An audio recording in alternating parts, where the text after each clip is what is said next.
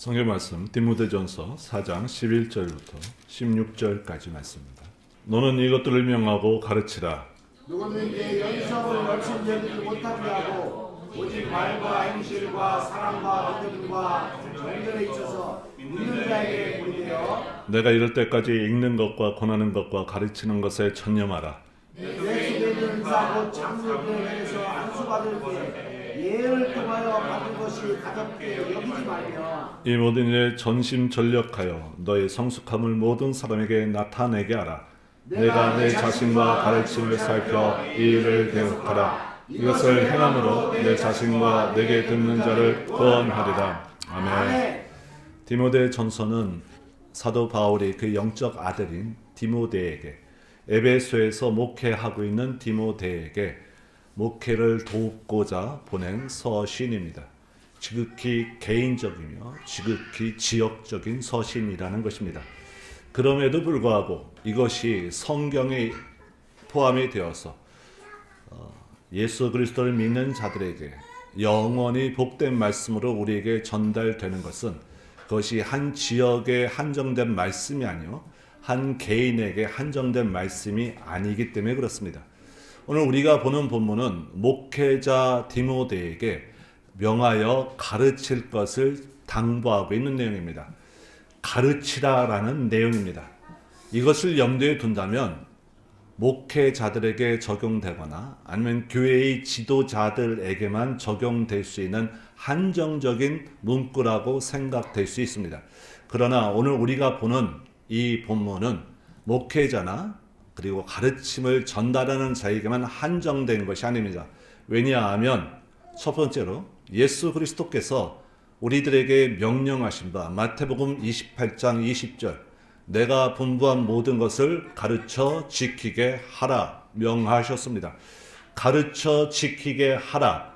사도들에게 명령하신 바 그 사도들의 부름을 받고 지금 현재까지 그 믿음이 전래되어서 하나님 앞에 나온 우리에게도 동일하게 명령하시는 바입니다. 예수 그리스도께서 분부하신 것을 가르쳐 지키게 해야 됩니다. 무엇을 가르쳐야 되는가? 그리고 가르침으로 말미암아 어떠한 영향력을 미칠 수 있는가? 그래서 이 가르침은 이 디모데에게 한정된 것이 아니고 교회의 목회자들에게 지도자들에게 한정된 말씀이 아니라 오늘날 하나님의 백성 여러분들에게도 분명히 적용돼야 되는 말씀입니다. 또한 오늘 가르치라라는 본문을 통해서 우리에게 명령하고 있는 것은 가르치는 것으로 끝나지 아니하고 가르친 후에 어떠한 모습으로 나가야 될 것인가를 더 중점적으로 얘기하고 있기 때문에 그렇습니다. 바꿔 말한다면 가르치는 자가 그 이후에 어떻게 나가야 되는가, 가르침의 본분으로서 어떻게 나가야 되는가를 말하고 있습니다. 이것을 잠시 우리에게 적용시키면 가르침을 받는 우리는 또한 그것을 받아서 또한 가르쳐야 됩니다. 그때 우리도 가르침을 받은 후에 어떤 모습으로 그 가르침을 따라가야 되는가, 그리고 우리가 가르치는 자로서 또한 섰을 때 우리는 또한 어떠한 모습으로 나아가야 되는가. 오늘 본문은 가르치라라는 것들이 강조되고 있습니다. 읽었던 11절부터 16절까지 중에서 벌써 3번이나 강조되고 있는 모습이 나옵니다. 11절입니다. 명하고 가르치라 라고 나옵니다. 13절입니다. 읽는 것과 권하는 것과 가르치는 것에 전념하라 라고 합니다. 16절입니다. 네 자신과 가르침을 살펴 이 일을 계속하라 라고 명하고 있습니다. 가르침이 넘쳐나고 있습니다. 그런데 이 4장의 말미에 가르침이 넘쳐나고 있는 것은 4장 1절이 가르침으로 시작했기 때문에 그렇습니다. 4장 1절에 가르침이 나오는데 이 가르침은 지금 4장 말미에 나오는 가르침과 반대되는 가르침입니다. 어떤 가르침이냐면요, 4장 1절 후일에 어떤 사람들이 믿음에서 떠나 미혹하는 영과 귀신의 가르침을 따르리라 라고 말하고 있습니다. 귀신의 가르침을 따르고 있습니다. 미혹하는 영과 귀신들의 가르침을 따르는 믿음에서 떠난 자들이 있다라는 것입니다. 그들을 어떻게 구별하며 어떻게 경계해야 될 것인가에 대해서 4장 1절서부터 이전까지 말했다면, 그럼 반대로 그 가르침에 우리가 따르지 아니하며 우리는 어떤 것을 가르쳐야 되는가? 그들이 가르치는 것은 헛된 교훈입니다. 다른 교훈입니다. 근데 어떤 것을 가르치는가? 4장 6절 하반절에 있습니다. 4장 6절을 제가 읽어드리면 내가 이것으로 형제를 깨우치면 그리스도 예수의 좋은 일꾼이 되어 이것을 가르쳐야 됩니다. 믿음의 말씀과 내가 따르는 좋은 교훈, 이것을 가르쳐야 됩니다. 그리고 이것에 대해서 어떤 모습으로 나가야 될 것인가? 7절, 8절 경건의 모습으로까지 좋은 말씀, 믿음의 말씀, 좋은 교훈으로 끝나는 것이 아니라 경건이라는 삶의 모습으로까지 나가야 된다라는 것입니다. 그러므로 지금 11절 너는 이것들을 명하고 가르치라 라는 것은 이것들은 바로 뭐죠? 우리가 보는 귀신의 가르친 미혹의 영으로서 가르치는 내용에 반대되는 것. 6절에서 우리가 봤던 믿음의 말씀과 내가 따르는 좋은 교훈, 이게 바로 이것입니다. 믿음의 말씀, 좋은 교훈, 이것들을 명하고 가르쳐야 됩니다. 그리고 이것을 통하여 어떤 모습으로서 나가야 되는가? 그것들이 바로 하반절부터 나오고 있습니다. 어떻게 가르쳐야 되는가? 어떠함으로 무엇을 가르쳐야 되는가? 첫 번째 12절입니다. 12절 우리 한번 읽어볼까요? 자, 시작. 누구든지 내 연세함을 없이 여기지 못하게 하고 오직 말과 행실과 사랑과 믿음과 정절에 있어서 믿는 자에게 본이 되라. 아멘. 어떻게 가르쳐야 되는가? 어떠한 모습으로 나가야 되는가? 첫 번째, 믿는 자에게 본이 돼야 된다라는 것입니다. 믿는 자에게 본이 되는데 어떠한 것으로 본이 되는가? 5가지 나옵니다. 말과 행실과 사랑과 믿음과 정절이라고 표현됩니다.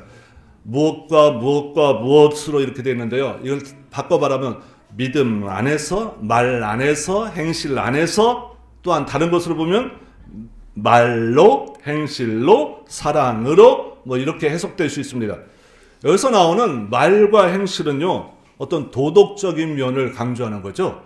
그리고 사랑과 믿음은 신앙적인 면을 강조합니다. 성경은요, 우리에게 하나님을 알려주는, 자신을 계시하는 책입니다. 근데 하나님은 자신을 계시하는데 무엇을 도구로 사용하셨죠? 이스라엘이라는 역사를 통하여 자신을 설명하십니다. 이스라엘이라는 역사를 통해서, 글이라는 것을 통해서 성경으로 우리에게 전달됐습니다. 하나님의 위대하심을 표현하는데 도구가 뭐라고요? 역사와 그리고 글이라는 수단입니다. 역사 안에는, 하나님의 역사 안에서 무엇을 동원해서 자신을 표현하시죠? 사건과 사람을 통해서 역사를 이루어가시는 자신을 표현하십니다. 하나님은 자신을 소개하는데 이스라엘의 역사를 통해서, 그리고 글을 통해서 자신을 소개하십니다. 그리고 이스라엘의 역사는 사건과 사람을 통해서 자신을 소개하신다고요. 그러니까 하나님을 바라봐야 되는데 우리가 이해해야 될 것들은 뭐죠? 어떤 구약의 인물들, 신약의 인물들을 우리가 파헤칩니다. 그 사건을 우리가 파헤칩니다. 왜 그 인물을 파헤치고 사건을 파헤칩니까? 하나님을 자신은 계시하시는데 인물과 사건을 통해서 자신을 드러내신다고요. 그리고 그를 통해서, 성경을 통해서 자신을 나타내신다고요. 그래서 역사에 대한 이해와 우리가 성경을 탐구하는 것이 굉장히 중요합니다. 왜 그걸 탐구하죠? 하나님을 제대로 알기 위해서입니다. 여기 있는 말과 행실과 사랑과 믿음과 정절이라고 했습니다. 자, 우리가 쉽게 알고 있는 뒤부터 봅니다. 사랑과 믿음이라는 것들은 하나님이 주시는 은혜의 구원의 선물들입니다. 그런데 이것이 뭘 통해서 표현되어야 된다고요? 말과 행실을 통해서 표현되어야 된다고요. 하나님은 자신을 계시하시는데 역사를 통해서 표현하셨듯이 우리의 구원의 모습을 어떻게 우리가 표현해야 된다고요? 말과 행실을 통해서 표현해야 된다고요.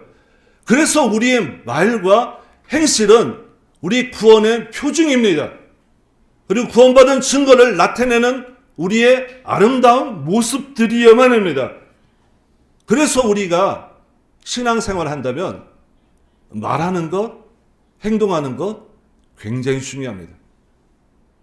그것으로 어떻게 하라고요? 믿는 자들의 본이 되게 하라고 한다고요. 우리는 신앙생활하면서 믿음과 사랑이라는 것들은 굉장히 크고 위대하게 봅니다. 어떤 가치가 높은 것처럼 말합니다.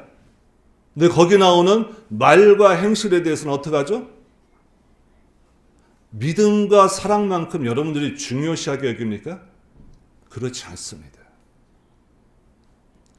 가르치는 자에게 명하는 것은 무엇이냐? 믿는 자에게 본이 되는 것입니다.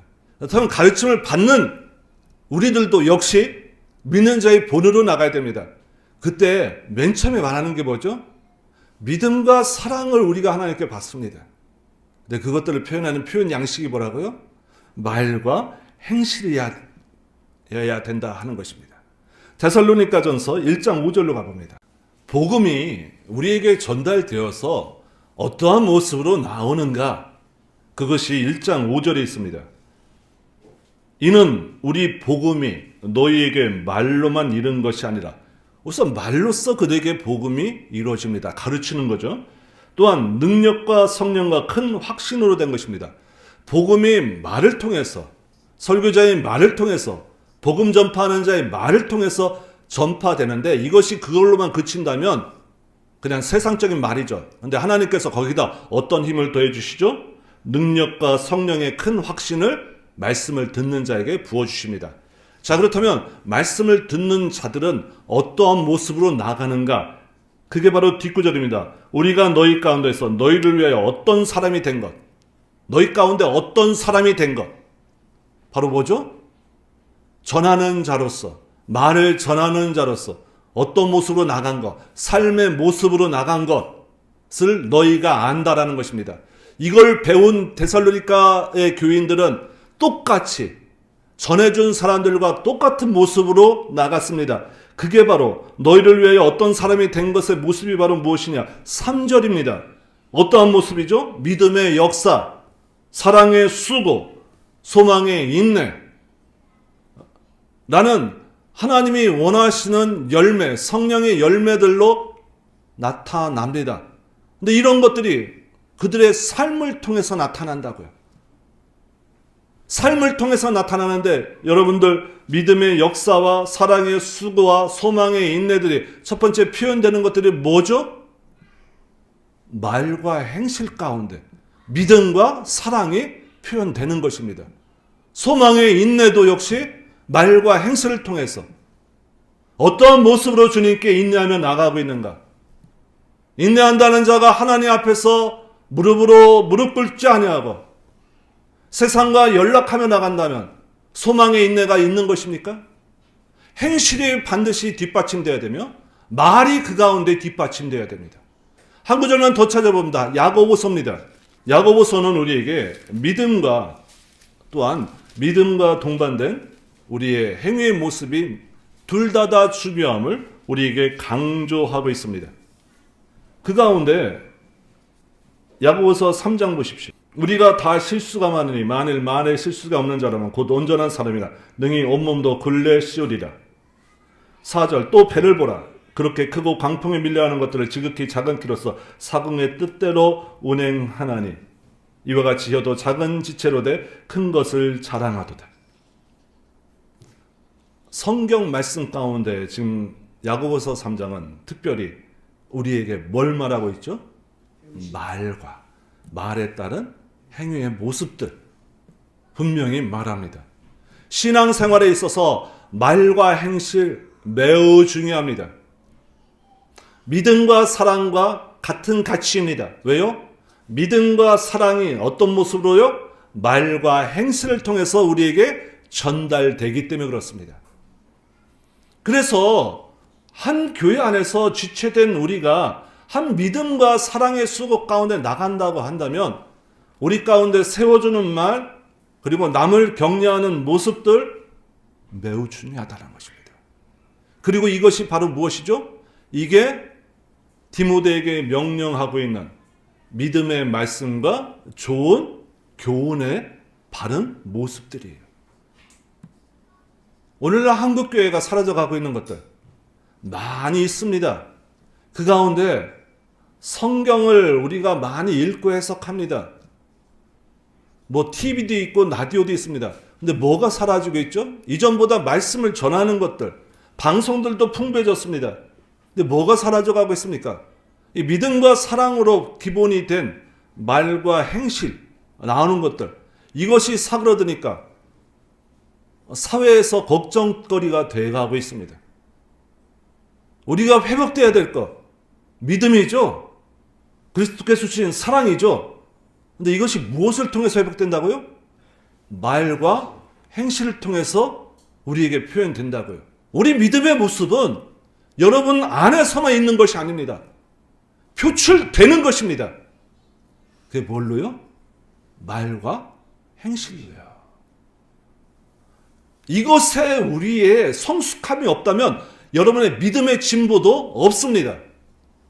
가치가 있다면 믿음과 사랑과가 먼저 나와야 돼요. 근데 왜 말과 행실과 이게 먼저 나오죠? 이게 더 가치가 있다가 아닙니다. 믿음과 사랑이 말과 행실로 표현되기 때문에 그렇다는 것입니다.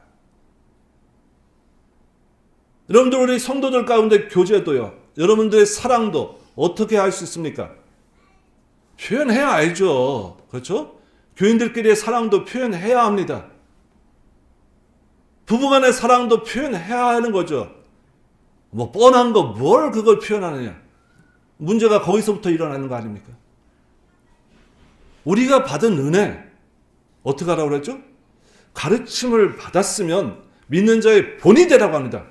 본이 되는 것 가운데 제일 먼저 말하는 게 뭡니까? 믿음과 사랑이 표현되는 말과 행실이에요. 믿음과 사랑도 중요합니다. 표현 양식엔 말과 행실도 중요하다는 거 잊지 마십시오. 이걸 어떤 영적인 것을 더 가치가 두고 말과 행실은 우리 육체적인 모습이니까 가치를 두지 않는다. 영지주의입니다. 이단이라는 것입니다. 그러니까 우리 신앙의 가치를 우리 표현되는 양식과 동일하게 나가야 됩니다. 말과 행실과 믿음과 사랑과 마지막 뭐죠? 정절입니다. 여기 나오는 정절은 우리가 이해하는 정절로 보시는 것보단 본문으로 돌아가시면 그 위에 6절에서 믿음의 말씀과 좋은 교훈으로 양육되리라 했던 이 가르침의 모습들이 보다 성숙된 단계로 나아갔던 것, 그게 바로 뭐였죠? 7절과 8절에 나오는 경건이었죠. 바로 이 정절은 이 경건과 같은 의미로 보시면 됩니다. 그러니까 말과 행실과 믿음과 사랑과 최종적인 목적은 뭐죠? 경건. 경건은 어디에 쓰이는 단어라고 그랬죠? 하나님을 경배하는 데 쓰이는 단어입니다. 그러니까 말과 행실을 통해서 이웃에게 참 칭찬을 많이 받아요. 믿음과 사랑들이 막 넘치는 분이에요. 근데 그게 하나님을 경외하는 것과 상관이 없다면 그건 말짱 헛겁니다. 지금 이단도 작년에 내세웠던 그들의 자랑이 뭐였냐면은 대통령 표창을 받았다는 거예요. 영국 엘리자베스 여왕에게 그들에게 인정을 받았다는 거예요. 세상에서 인정받고 세상에서 자랑거리가 되는 거. 이단도 할 수 있는 거예요. 그러나 우리의 말과 행실과 사랑과 믿음은 결국 뭘로 나와야 된다고요? 정절, 경건, 하나님을 예배하며 경외하는 것.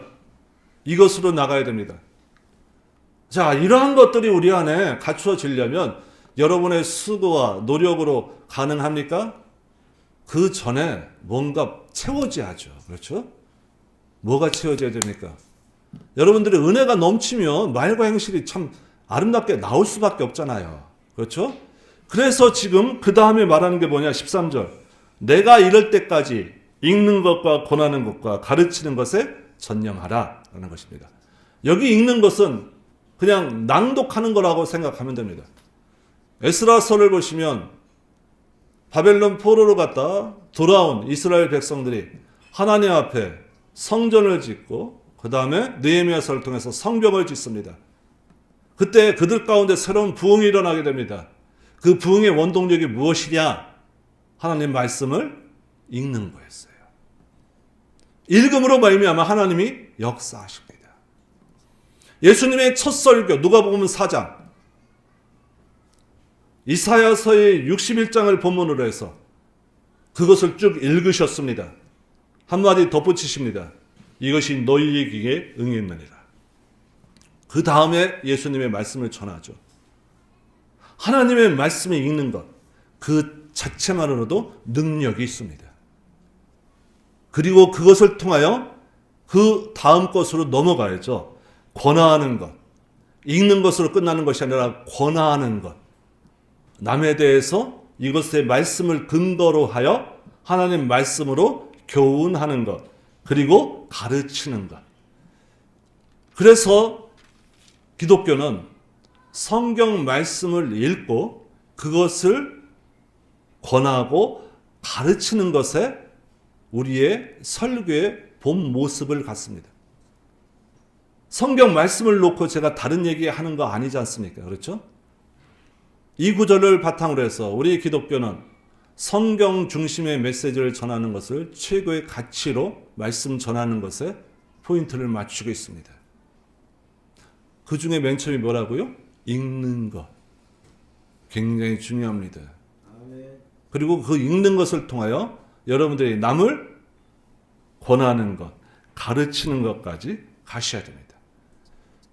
믿는 자의 본으로서 가르침을 통해서 어떻게 나가야 될 것인가? 12절 믿는 자에게 본이 되는 것으로, 두 번째 읽는 것과 권하는 것과 가르치는 것에 전념함으로.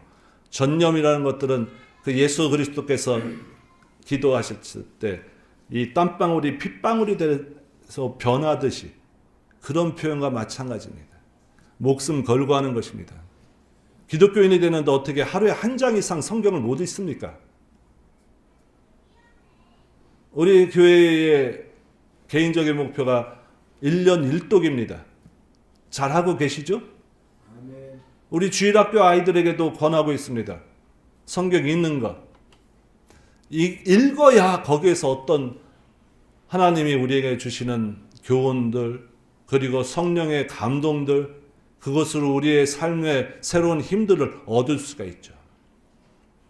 가르치는 자와 가르침을 받는 자 모두에게 중요합니다. 그리고 세 번째는요, 15절입니다. 이 모든 일에 전심전력하여 너의 성숙함을 모든 사람에게 나타나게 하라입니다. 성숙함을 나타내므로입니다. 성숙함을 나타낸다. 그리고 전심전력하여 모든 사람에게 나타내라고 합니다. 디모데는 아직 나이가 어린 것 같습니다. 여기 12절에도 누구든지 내 연소함을 업신여기지 못하게 하고 라고 합니다. 여기서 연소함이라는 단어는 40세 이전의 사람을 말하는 것입니다. 한 30대 후반인 것 같습니다. 나이가 어리다는 것 말고도 이 에베소에는 장로들이 많았죠. 그리고 신앙의 연배가 많은 분들이 많았습니다. 그래서 그에게 연소함이라는 단어를 사용한 것 같습니다. 그리고 또 아직 어떻죠? 나이가 어리니까 아직 많이 부족하겠죠. 그래서 지금 성숙함으로 나아가라 라는 것들은 아직 부족한 목회자임을 먼저 인정하고 성숙함으로 나아가는 것입니다. 우리가 하나님의 부르심을 받을 때부터 우리가 완전한 성숙에 가 있으면 얼마나 좋겠습니까? 그러나 모든 성도들 그리고 모든 직분자들은 처음부터 성숙함에 나아갔던 자들이 아닙니다. 부족할 수 있습니다. 초대교회에 로마의 박해가 심해졌을 때 배교한 사람들이 일어났습니다. 일반 성도들도 많이 배교했고 그리고 성직자들도 많이 배교했습니다. 그런데 평화의 시대가 되니까 그 로마 시대에서 이제 국교를 인정하고 이제 기독교를 마음대로 믿을 수 있게 되니까 다시 그들이 돌아왔습니다. 그때서부터 논쟁이 일어났습니다. 배교한 사람들을 받아들일 것인가, 받아들이지 말 것인가. 초대교회의 논쟁 가운데 삼위일체 논쟁, 그리고 예수 그리스도에 대한 기독교 논쟁, 기독론 논쟁, 인성과 신성에 대한 기독론 논쟁, 이것들은 굉장히 치열했습니다. 그것만큼 치열했던 게 이 배교자들을 어떻게 할 것인가에 대한 논쟁, 도나투스 논쟁이라고 부르고 있습니다. 초대교회가 흔들렸습니다. 그때 그 사람들을 우리가 받아들이지 말아야 된다 라는 데까지 나갑니다. 더 나가서 배교뿐만 아니라 신앙을 잘못한 사람들, 한 번 실수한 사람들까지도 우리가 받아들이지 말아야 된다라고 합니다. 이게 더 나가서 어떻게 되느냐? 배교한 성직자에게 받은 세례는 무효다. 그러니 세례를 다시 받아야 된다라고까지 갑니다. 많이 틀렸죠? 세례는 목회자의 성숙함으로써, 목회자의 믿음으로써 주는 것입니까? 아니죠. 예수 그리스도의 이름의 능력으로 그들에게 주는 것입니다. 이것을 확실하게 그리고 성경적으로 정의한 분이 있는데 그게 바로 어거스틴입니다. 그리고 이것들에 대해서 세례를 베푸는 자에게 그에게 어떤 합당함으로써 세례를 베푸는 것이 아니라 하나님의 이름으로, 예수 그리스도의 이름으로 그들에게 세례를 베푸는 것이므로 성직자들의 타락과 성직자들의 배교와는 상관없이 그 세례는 하나님 앞에서 인정되며 그 세례는 능력이 있다라고 말합니다. 문제의 발단은 무엇이죠? 성직자들이 배교했기 때문에, 그리고 믿음이 연약한 자들이 배교했기 때문에 일어났던 문제들입니다. 그러나 그들이 돌아옵니다. 그럼 어떻게 해야 됩니까? 그들을 내쳐야 됩니까? 아니죠. 그들을 어떻게 하죠? 다시 하나님의 사람으로 품어줘야죠. 우리 이단 가운데 한국교회를 지금 뒤 흔들고 있는 이단 중에 하나가 신천지라는 이단이 있습니다. 뭐 대형 교회들도 한 구역씩 빼가는데 어떡하겠습니까? 큰 교회들도 막 한 교회가 무너지고 있는데요. 근데 이 신천지에 이끌려서 갔던 사람들이 기독교에서 세운 이 교화 과정을 거쳐서 다시 믿음의 본 모습으로 돌아오게 됩니다. 우리 총회에서도 지역마다 이 신천지에 갔던 사람들을 다시 교육시켜서 다시 돌아오게 하는 목사들을 이 전국에 몇 군데 파견했습니다. 여기 중부지방에는 우리 조치원, 청주 이 지역에 있습니다. 거기에 소속된 분이 바로 우리 노회 목사님이십니다. 이 목사님은 신천지 이분들이 오면 가족들이 데리고 와서 한 일주일 동안 함께 있으면서 숙박하면서 성경을 알려줍니다. 첫날, 둘째 날 되면 막 도망가려고 하죠. 근데 셋째 날, 이렇게 넷째 날 넘어가기 시작하면 그들의 말씀 전하는 게 잘못되는 것을 깨닫기 시작합니다. 그렇게 하여 말씀으로 다시 정화되어서 다시 돌아갑니다. 이 목사님의 본부는 거기까지입니다. 그러면 이 분들이 다시 본교회로 갑니다. 문제는 다음부터 일어나요. 본교회에서 강력한 데는 신천지에 갔던 교회는 우리를 받아들일 수 없다 하는 교회도 있다고 하고요. 그보다 더 힘든 건 뭐죠? 같이 지내면서 그에게 보내는 싸늘한 시선, 말들, 이런 것 때문에 못 견딥니다. 그래서 어떻게 되느냐? 이분들이 본교회로 돌아가지 못하고 그 상담받았던 목사님에게로 다시 모여듭니다. 이 상담하는 목사님은 교회를 세우려고 파견된 목사님이 아닙니다. 그런데 그렇게 상담해주고 가신 분들이 본교회에서 적응을 못해서 다시 모이기 시작합니다. 그 교회가 엄청 커졌습니다. 장로님도 몇 분 세웠습니다. 이거 참 아이러니합니다. 그 교회가 부흥하는 모습을 우리가 참 축복의 모습으로만 바라볼 수 있는가. 성숙됨으로 나아가는 것입니다. 가르침 받은 자, 가르치는 자, 특별히 우리 금년도에 디모데 전후서를 우리가 보게 되는 목적은 우리가 올해 직분자를 세우기 위해서입니다. 직분자로 세워지는 자, 처음부터 성숙함의 완전함으로 나아갈 수 없습니다. 그분들을 위해서 우리가 협력하며 기도해 줘야죠. 지금 디모데에게도 뭘 부탁합니까? 전심으로 전력을 다하여 성숙함으로 나아가라고 합니다. 우리 믿는 자들은 처음부터 완전하지 않잖아요. 그렇죠? 그 어려움들 속에서 신앙생활을 하고 있습니다. 넘어질 수 있습니다. 그러면은 그 넘어진 것에 대해서 도나토스의 논쟁처럼 한 번 그렇게 배교하고 한 번 그렇게 했으니 안 된다 할 수 있겠습니까? 성경이 지금 말하고 있는 바는 그것들을 어떻게 해요? 성숙함으로. 여기 15절. 이 모든 일에 전심전력하여 너희 성숙함을 모든 사람에게 나타나게 하라라는 것입니다. 첫 번째 노력해야 될 것은 본인이 해야 됩니다. 전심전력. 아까 13절에 전념하라 라는 단어를 두 번 반복한 게 전심전력입니다. 얼마나 피나는 노력을 해야 되는가. 세상 사람들과 다른 그리스도인 전심전력해야 됩니다. 거기에 직분자로 세워졌습니다.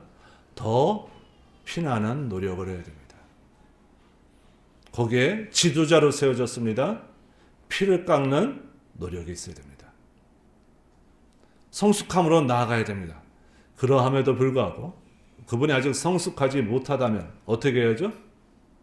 우리가 그를 돕고 그를 위하여 협력함으로 또한 나아가야 됩니다. 이게 가르치는 자의 모습, 가르침을 받는 자의 모습입니다. 가르침을 받는 것으로 끝나지 않습니다. 어떻게 해요? 말과 행실이라는, 그리고 정절이라는 경건으로 표현되는, 그리고 삶 속에서 읽는 것과 권하는 것과 가르치는 것에 전심전력하는 것으로, 그리고 성숙함을 나타내는 것으로 나오게 됩니다. 이것이 가르침을 향한 목적이고 가르침을 받는 목적입니다. 그러나 그것보다 더 중요한 것이 있습니다. 바로 16절입니다. 내가 내 자신과 가르침을 살펴 이 일을 계속하라. 이것을 행함으로입니다. 내 자신과 가르침을 살펴. 자, 가르침을 살펴봐야 됩니다. 그리고 이것들을 행함으로. 이것들을 행함으로가 뭐죠? 지금까지 제가 말씀드린 거예요.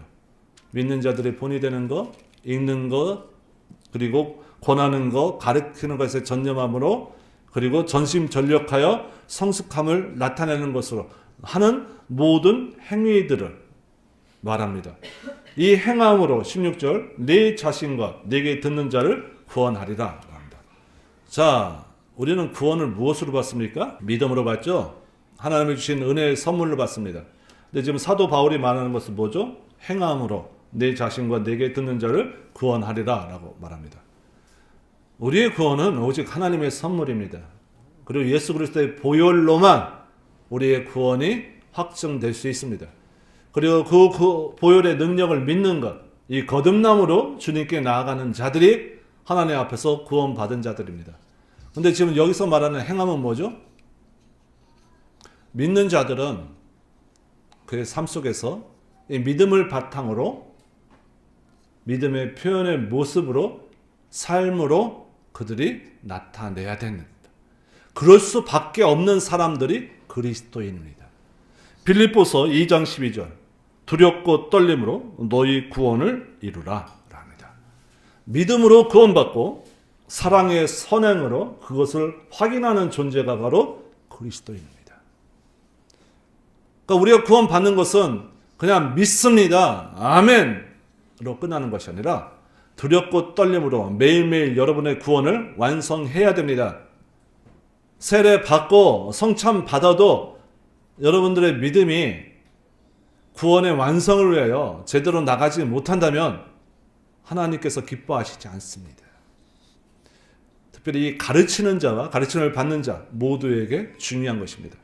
그리고 네 자신과 내게 듣는 자를 구원하리라 합니다. 이 듣는 자를 구원하리라 라는 말씀, 결국 내게 듣는 자를 구원하게 될 것이라는 것입니다. 결국 복음의 능력은 뭘 통해서 지금 전달되고 있음을 우리가 데살로니가전서 1장 5절을 통해서 봤습니까? 말을 통해서. 이 말을 전함으로 통해서 하나님은 복음을 우리 믿는 자들의 말을 도구를 사용해서 전함으로써 하나님의 복음을 전파합니다. 그래서 로마서 10장 14절은 이렇게 얘기하고 있습니다. 그런즉 저희가 믿지 아니하는 자를 어찌 부르리요? 듣지도 못한 이를 어찌 믿으리요? 전파하는 자가 없이 어찌 들으리요? 디모데를 통해서 분명히 우리에게 말씀하시는 것, 가르치는 것에 우리가 전념하라고 합니다. 그 가르치는 것은 우리가 가르침을 받는 내용에 합당함으로 나가는 것입니다. 믿는 자들의 본이 되는 것입니다. 가르침, 믿음의 말씀과 좋은 교훈을 받았으면 여러분의 믿음과 사랑이 여러분 안에 쌓여 나갈 것입니다. 그것이 뭘로 나와야 된다고요? 말과 행실로 나옴으로. 그리고 말과 행실과 믿음과 사랑과 정절, 경건으로 나가서 하나님을 경배하는 모습으로 나가야 된다고요. 읽는 것과 권하는 것과 가르치는 것에 전심전력 다해야 됩니다. 매일매일의 삶입니다. 그리고 여러분들의 신앙의 진보함들, 전심전력하여 성숙함을 여러 사람에게 보여야 됩니다. 이것을 통하여 디모데에게 부탁한 이 말씀을 통하여 16절 여기 내가라는 거기에 여러분들의 자신의 이름을 한번 넣어 보십시오. 지금 16절에 지금 내가 내게 너에게 몇 번이나 강조되고 있습니까? 네가 네 자신과 가르침을 살펴 이 일을 계속하라. 이것을 행함으로 네 자신과 네게 듣는 자를 구원하리라. 아멘. 여기 너라는 단어에 여러분의 이름을 딱 접목시키면 딱 맞습니다. 디모데에게 부탁한 말씀이 아니라 바로 나에게 부탁하셨다는 것 잊지 마시고 언제나 하나님의 믿음과 사랑 안에서 말과 행실을 통하여 경건함으로 믿음의 성숙함으로 나가시길 주의 이름으로 부탁드립니다. 아멘. 함께 기도합니다.